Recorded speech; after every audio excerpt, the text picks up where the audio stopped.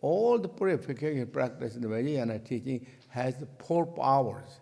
As I said yesterday, and many of you know, 4 powers. Those are the power of the object of veneration and the power of the uprooting of the negativities and the power of never going to repeat that again, or convictions, power of convictions, and the power of the application of the antidote. Those are 4 powers. In the teaching, it says that no matter how much obscurations, negativity is big, if we have those 4 powers clearly, then with the refuge and bodhicitta. Refuge and bodhicitta is the foundation of the all Buddhism. Particularly, whole Buddhism, refuge is the foundation. And then Mahayana, above that, bodhicitta. And that again, many of you know, the general Buddha teaching is non-violence and kindness, compassion toward all beings. But Mahayana emphasizing of compassion. Even in Mahayana, others are first, then you. In normal samsara, I am first, and then others are second.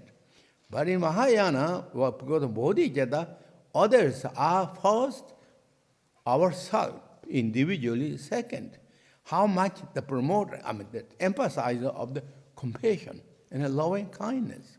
Those are the foundations. These 2 are the foundation of the entire Vajrayana practice and the Mahayana practice. And therefore, in the teaching mentioned, power of the object of veneration has 2. Maybe I didn't say that yesterday. First, the external power of object of veneration, which is Vajrasattva. Vajrasattva, we visualize Vajrasattva below never centers. Never centers. That is power of the object of venerations. And so outerly, in a way. Inner power of the inner body, object of veneration is our refuge, bodhicitta. What that means, you all know. The essence of refuge is our confidence, loyalty, determination to the Buddha, Dharma, Sangha. I like to keep the Buddha, Sangha, Buddha and the Dharma and the Sangha until I reach enlightenment. All the time. Those teachings say that in this life, in the pardo, in the next life, until I reach enlightenment. They are, this refuge is our inner object of veneration. Together with the bodhicitta, kindness and compassion toward all living beings is our object of inner object of veneration. Combined together is called power object of veneration. Then, second is in this case is power of the remembering, or power of the remembering all the negative activities. That is in our lifetime. Whatever we remember, since we have the memory, something that we feel is not correct, something that I hurted someone intentionally, unintentionally, or I did with my thought that. Something. Or there is also something that we don't notice, it hurts. No matter whatever it is, whether we notice it or not notice it, in the teaching mentioned, if sense is negative, it will hurt.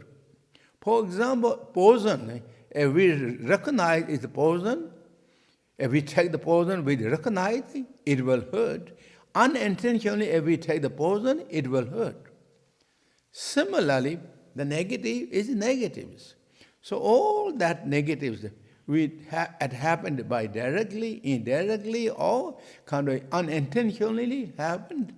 And then not just only that, from the beginner's times, any of those karmically connected karma, and as I mentioned yesterday, and many of you know the 4 obscurations, all those, anything that now really like to clean, that is, I don't like to stay with that.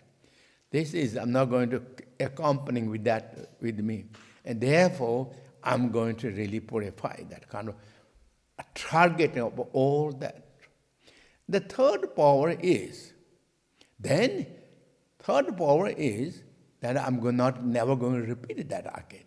By the blessings of the Buddhas and Bodhisattva and Great Master, Vimalamitra and Chetsun Senge Wangchuk, lineage master, all you bless their blessings, may I never repeat that again.